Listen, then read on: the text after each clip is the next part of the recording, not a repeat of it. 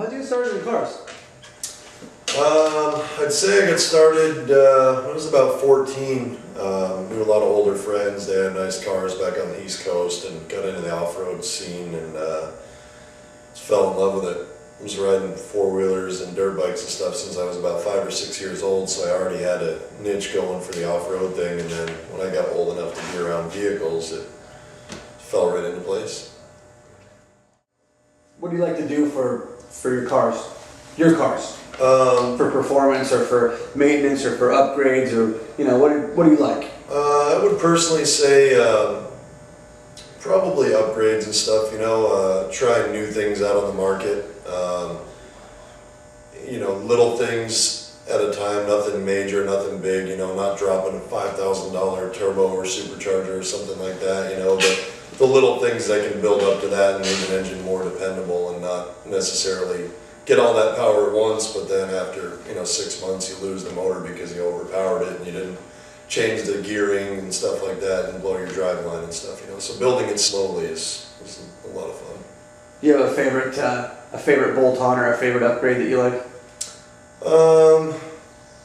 I would say it'd be something along the lines of like a carburetor or headers or something like that. Older cars, and I prefer older motors opposed to the newer ones, the new electronic and stuff like that. Yeah, they're fun and dependable, and you can get a lot more power easier out of them. But the older ones are a lot easier to work with, and a lot funner. It's a lot of bolt-on stuff rather than tying everything in and having to deal with all the new computers and stuff like that. How much experience do you have? Let's see. When I first started working on stuff, I worked for about 3 years prior to graduating high school. Small engine shop doing four-wheelers, snowmobiles, and lawnmower repairs and stuff like that. Senior year in high school, I started working on cars at a repair shop. I joined the military. Was in the Navy for 9 years doing electrical work. The last year I was in the Navy, I started working on vehicles again, doing side jobs with stereos and electrical and stuff like that. And then since I've been out, it's been about 3 years now doing automotive electrical accessories. Not necessarily diagnosis and repair, more along the lines of lighting accessories and stereos and stuff along those lines. Wrong with them now. Do you do the halo lights? Yes, the halo lights, HID kits, stuff like that they've become probably one of my favorite things to do. Something as subtle as that on a vehicle can turn heads more than a $250,000 sports car. We've done some halos for some people that have a lot of exposure in the aftermarket accessory world, car shows, stuff like that. And they said even just on a daily basis driving their car, they see more heads turn. They've had the opportunity to ride in Lamborghinis and Ferraris and stuff like that. And yeah, you'll get a lot of looks, but the average Joe doesn't waste his time because he's like, oh, that's a nice car. However, I can never have a $250,000 sports car. But when you're driving a Dodge Charger or a Magnum or a Lexus IS or something along those lines, it's a more affordable car for an everyday person. And then they see something like that, and that gets the head turn as well as the question saying, hey, how'd you do that? What did you do? Where did you get it? How much does it cost? And they're affordable upgrades, on a car that most people can afford. So it's really good to hear people's positive feedback, when we do those. So it gives me a good sense of accomplishment every time I do one of those jobs. In 2008 SEMA Auto Show, we had done a car for Flex Wheeler and had it parked at a booth right next to a Mercedes that had been imported from Abu Dhabi.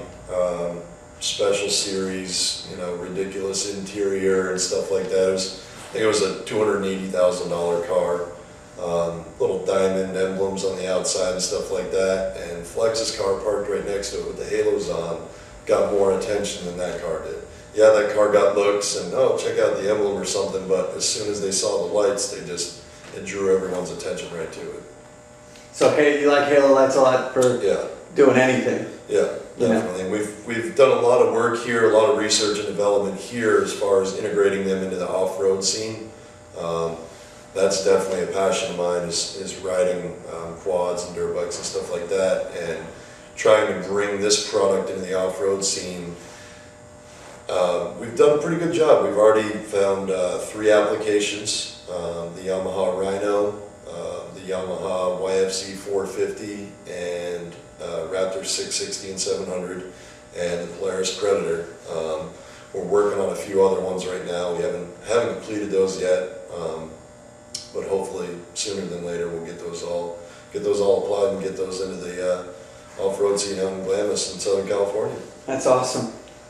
So what can you do with the halo light? I mean, Travis was talking about the LEDs. Can you do like a multicolor? Yeah, the new like LEDs, both the LEDs and the CCFLs that we offer, you can get in pretty much any color that you want.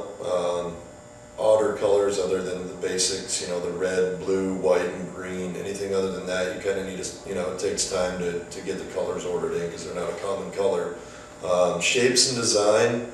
As far as LEDs, the shapes are, unlimited. You can pretty much go with anything, you just got to get a pattern for it, get the measurements, and build it up from there. CCFLs are a little bit different. You can't do as sharp of corners and angles with them. More rounded designs work a lot better for those. And with the LEDs, you can get multiple colors, multiple options as far as, flashing or pulsing, or just steady on, stuff like that. Well, I live down by the beach. Anything down there is a lot of fun. Grew up in the Northeast, so I love the snow. During the winter, whenever I can get up to the mountains and go snowboarding, I love doing that. However, that's the same season for off-road riding here in Southern California because it's cooler out in the desert then. So it's been a little struggle, but I try to mix it up in between.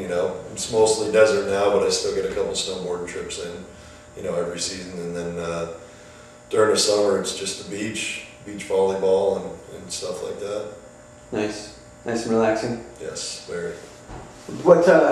What projects are you working on right now that are yours?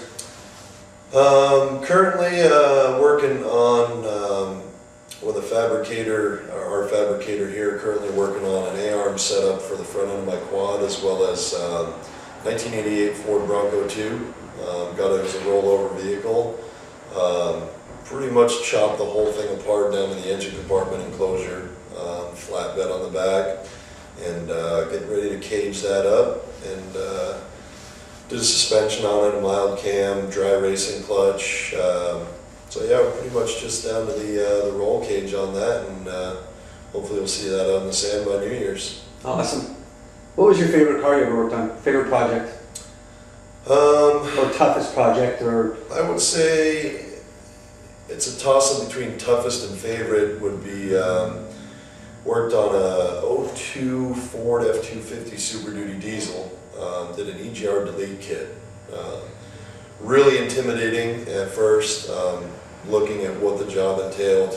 It called for about 15 to 18 hours of labor. You pretty much disassemble the entire top and back half of the motor. So it was a really intimidating job going into it, but knowing coming out of it the experience that would be gained, you pretty much know where every part is on that vehicle from that point on. right.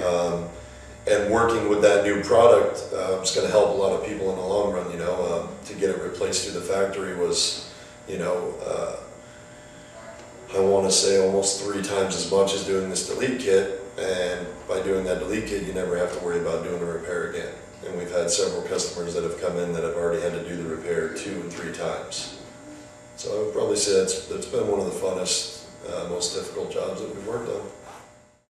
What's the wildest car you've worked on? I would probably say growing up, actually, working on the race cars because of the exposure that they got, on a weekly basis and stuff like that, and probably my grandfather's race car. He was in a car club called New England Antique Racers, and the club got so big that they actually got options and opportunities to race at the Daytona 500. And Loudon Speedway in New Hampshire and stuff like that. So being able to say, hey, I've worked on that car for the past 5 years as a young kid, I would probably say that's the biggest show.